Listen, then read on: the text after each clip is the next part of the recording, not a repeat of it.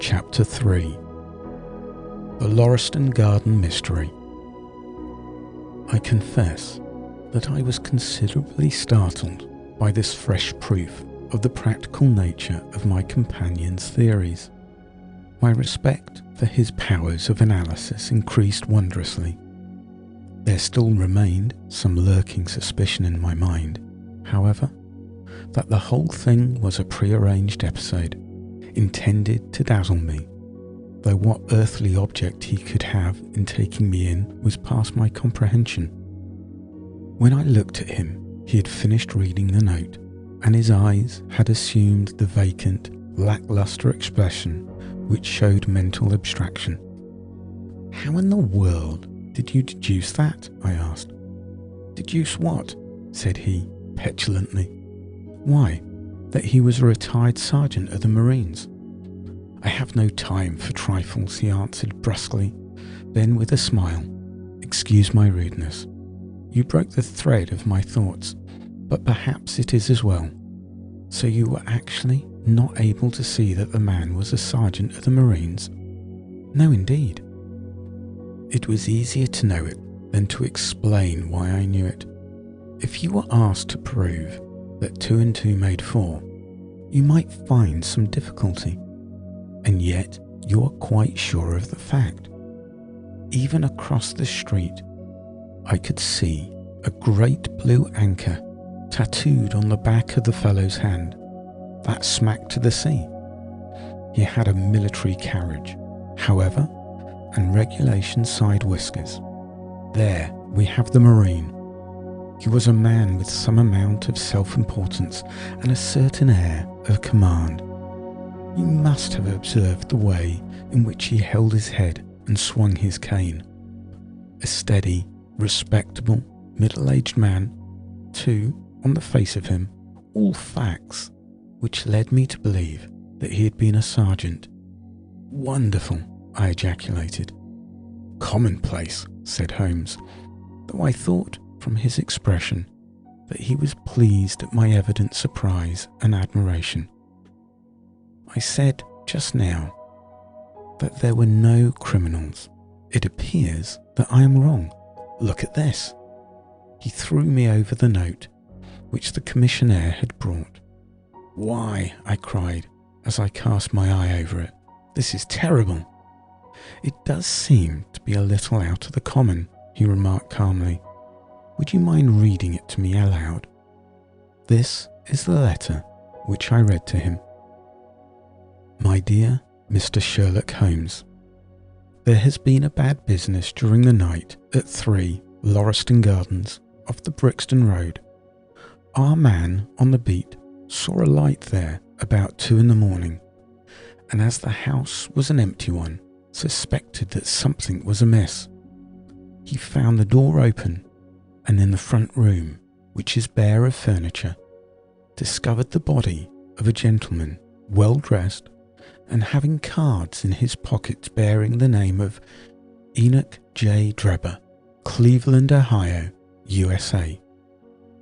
There had been no robbery, nor is there any evidence as to how the man met his death.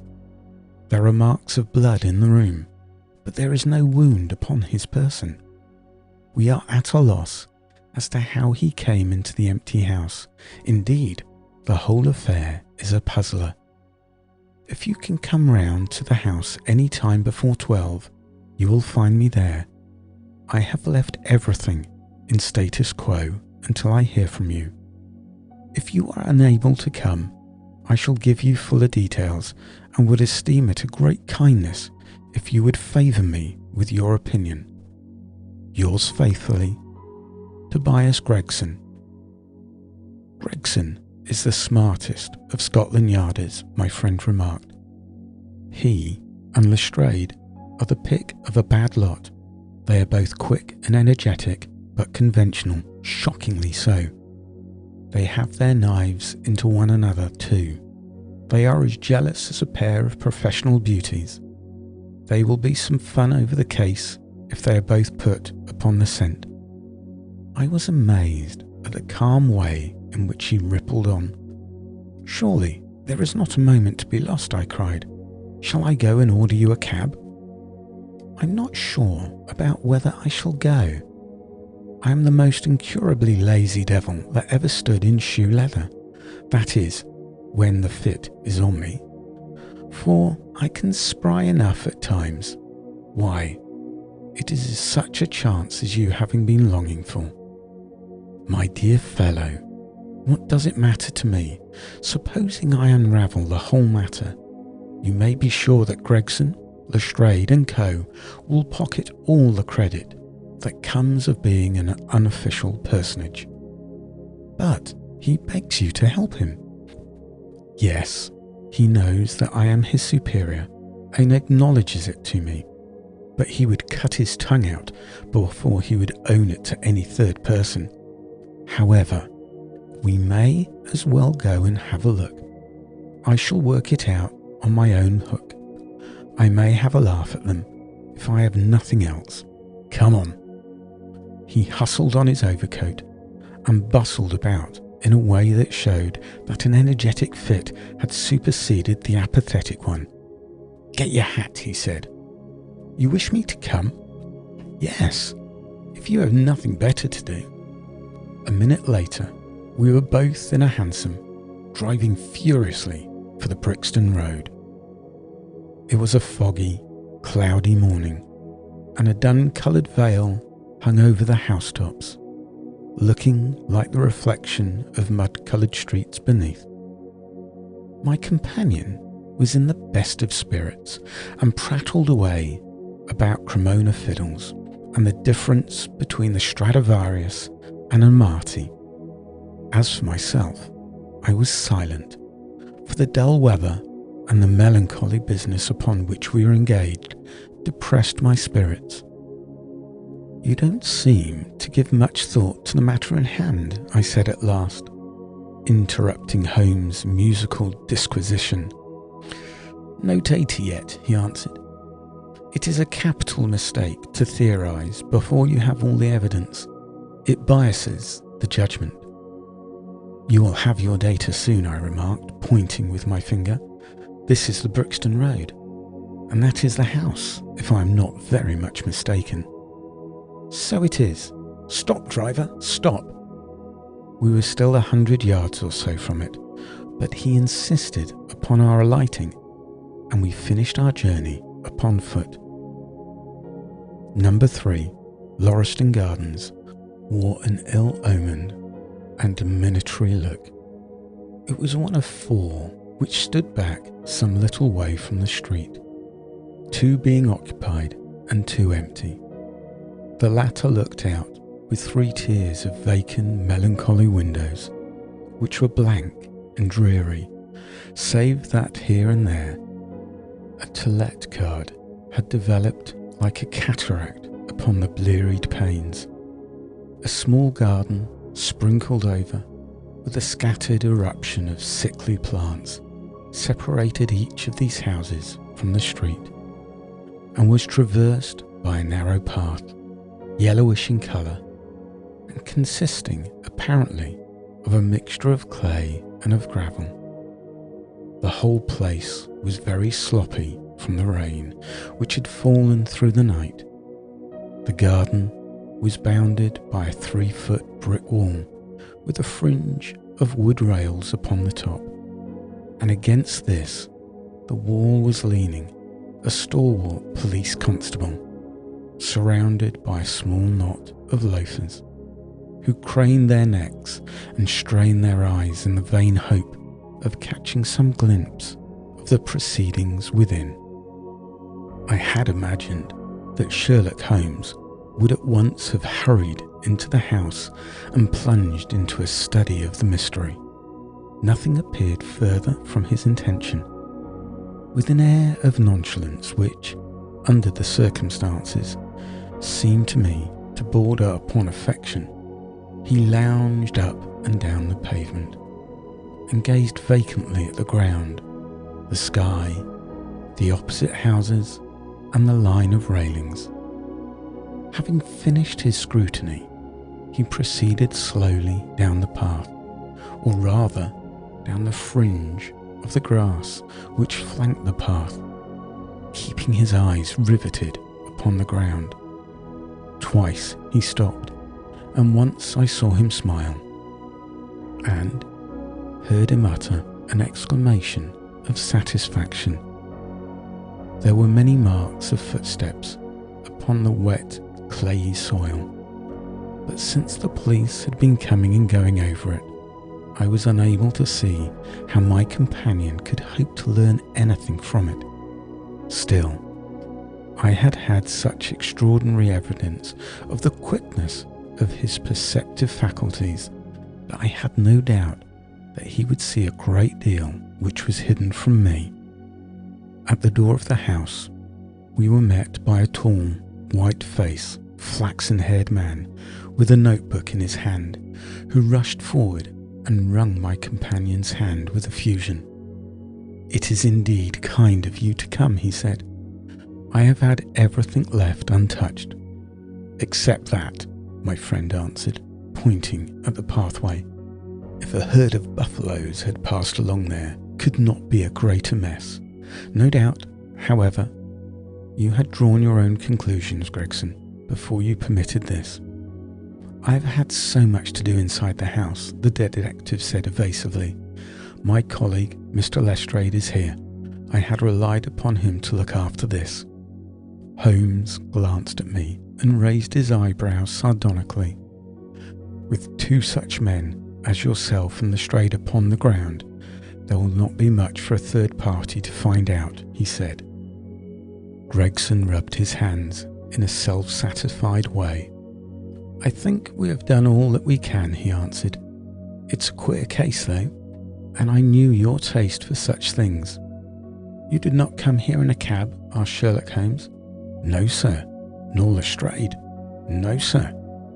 "Then let us go and look at the room," with which inconsequent remark he strode on into the house, followed by Gregson, whose features expressed his astonishment. A short passage, bare, blanked and dusty, led to the kitchen and the offices.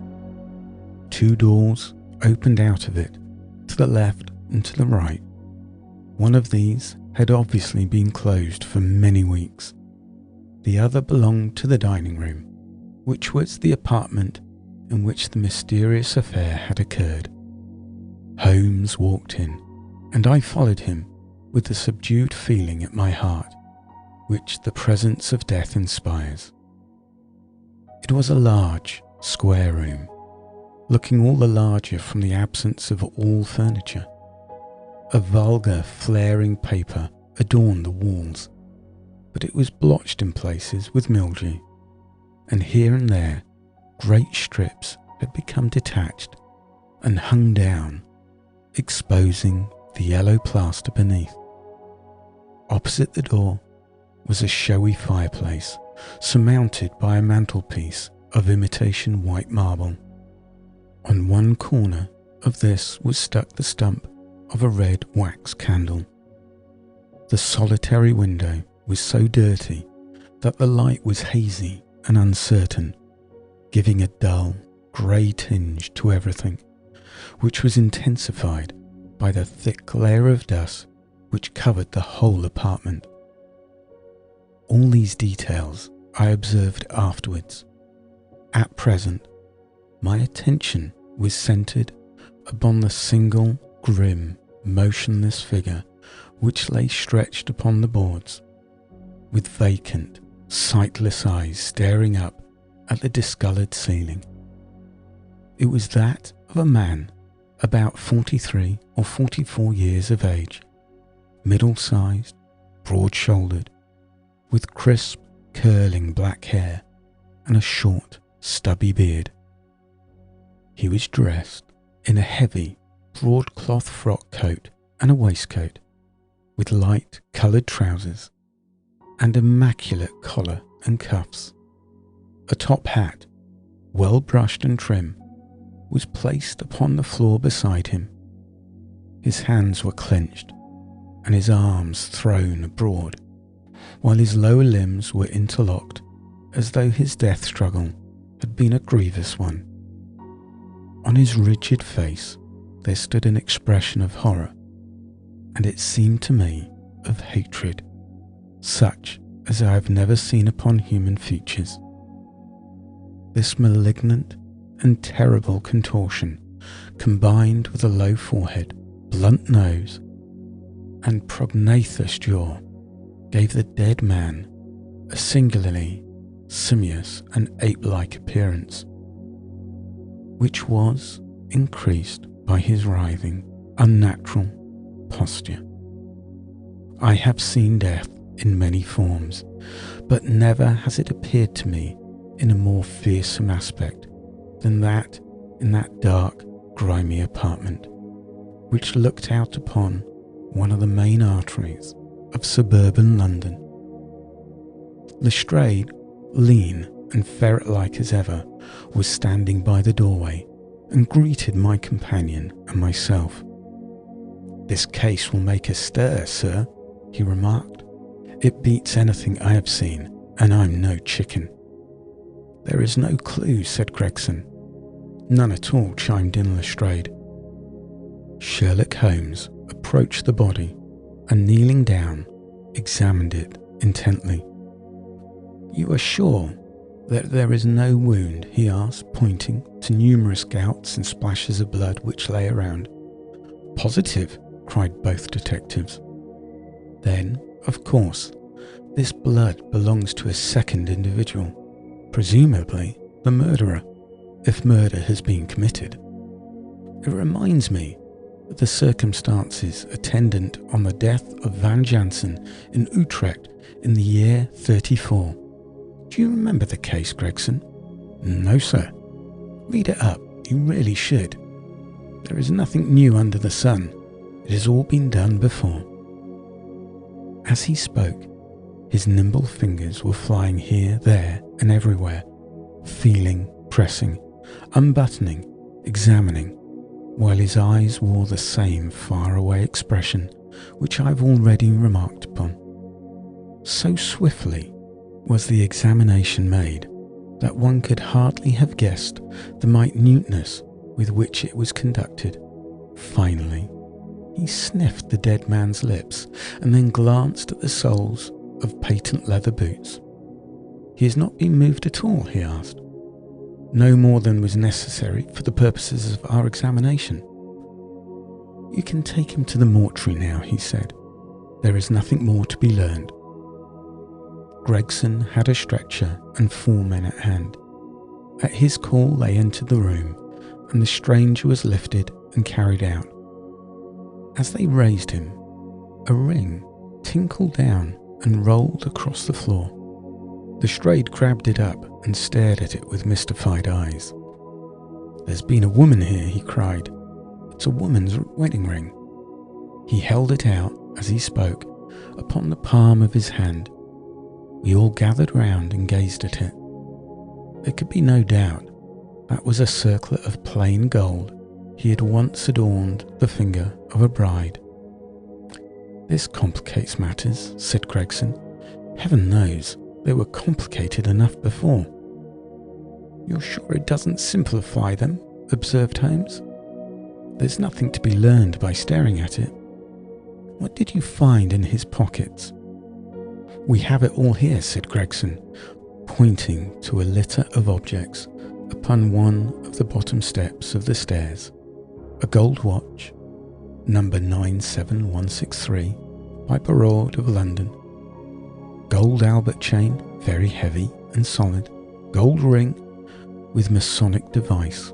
Gold pin of a bulldog's head with rubies as eyes.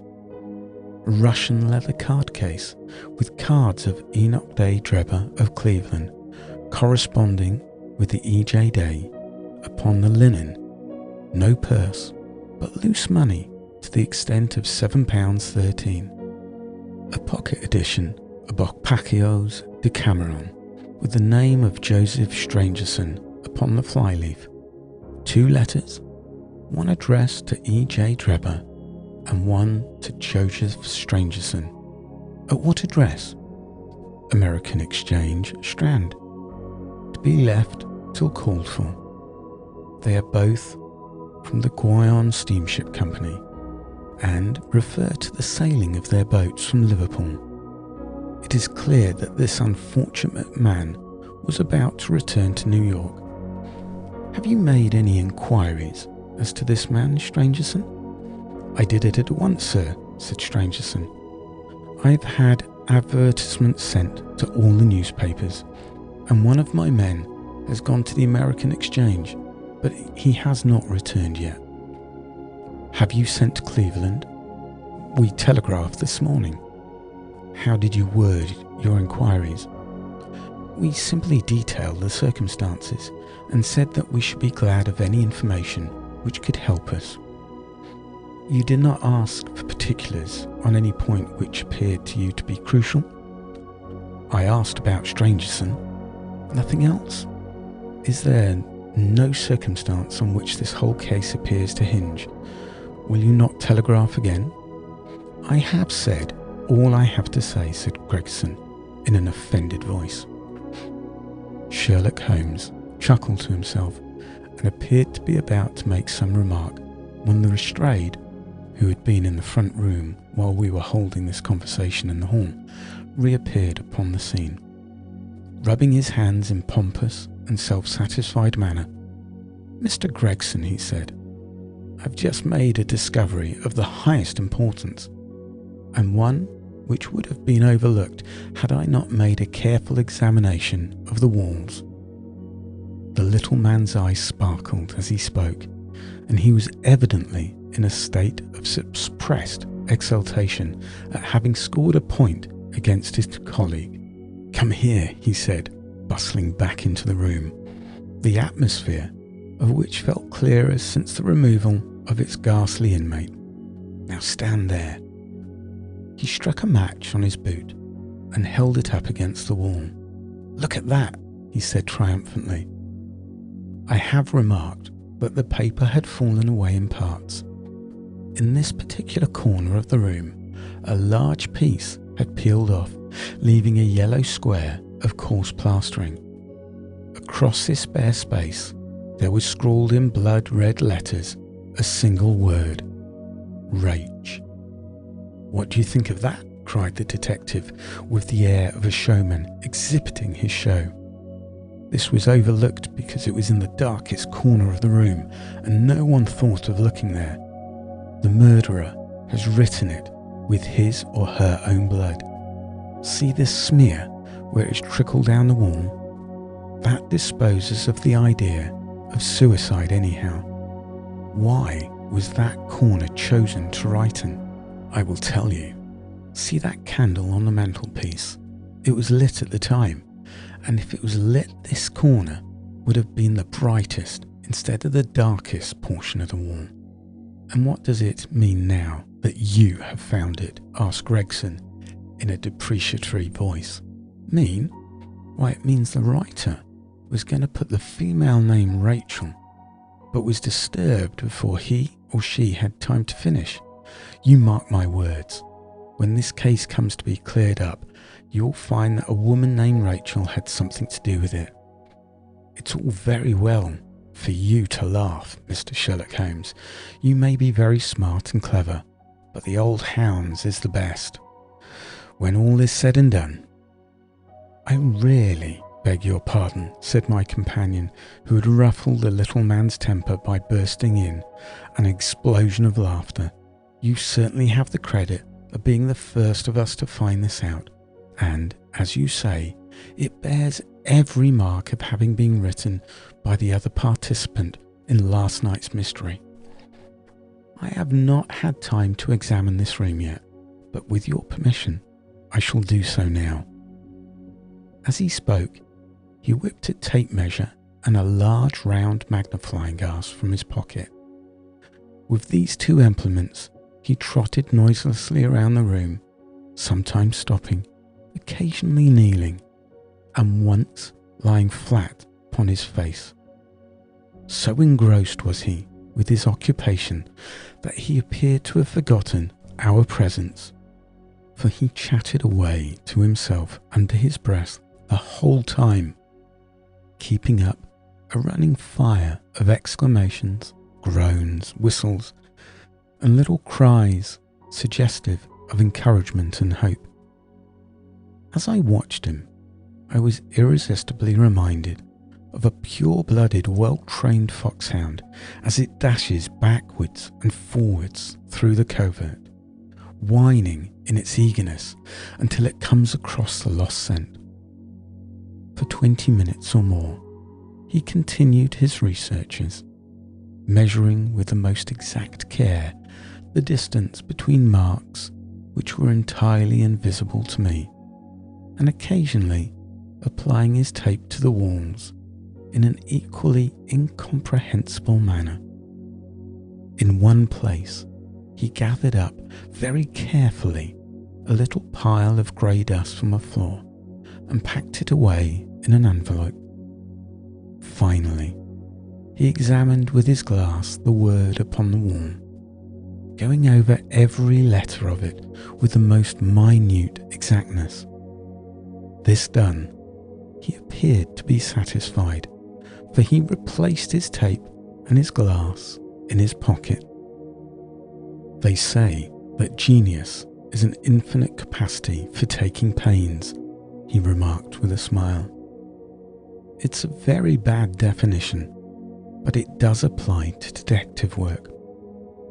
Gregson and Lestrade had watched the manoeuvres of their amateur companion with considerable curiosity and some contempt.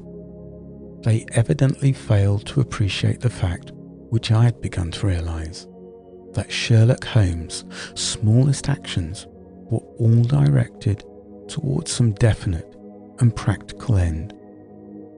"What do you think of it, sir?" they both asked. "It would be robbing you of the credit of the case if I was to presume to help you," remarked my friend. "You are doing so well now that it would be a pity for anyone to interfere." There was a world of sarcasm in his voice as he spoke. "If you will let me know how your investigations go," he continued, "I shall be happy to give you any help I can. In the meantime, I would like to speak to the constable who found the body. Can you give me his name and address?" Lestrade glanced at his notebook. "John Rance," he said. "He's off duty now, but you will find him at 46 Audley Court, Kennington Park Gate." Holmes took a note of the address. "Come along, Doctor," he said. "We shall go and look him up. I'll tell you one thing which may help you in the case," he continued, turning to the two detectives. "There has been a murder done, and the murderer was a man. He was more than 6 feet high, was in the prime of his life, had small feet for his height, and wore coarse, square-toed boots, and smoked a Trichinopoly cigar. He came here with his victim in a four-wheeled cab, which was drawn by a horse with 3 old shoes and 1 new one off its left foreleg. In all probability, the murderer had a florid face, and the fingernails on his right hand were remarkably long. These are the only few indications, but they may assist you." Lestrade and Gregson glanced at each other with an incredulous smile. "If this man was murdered, how was it done?" asked the former. "Poison," said Sherlock Holmes curtly, and strode off. "One other thing, Lestrade," he added, turning round at the door. "Rage is the German for revenge, so don't lose time looking for Miss Rachel." With which Parthian shot, he walked away, leaving the 2 rifles open-mouthed behind him.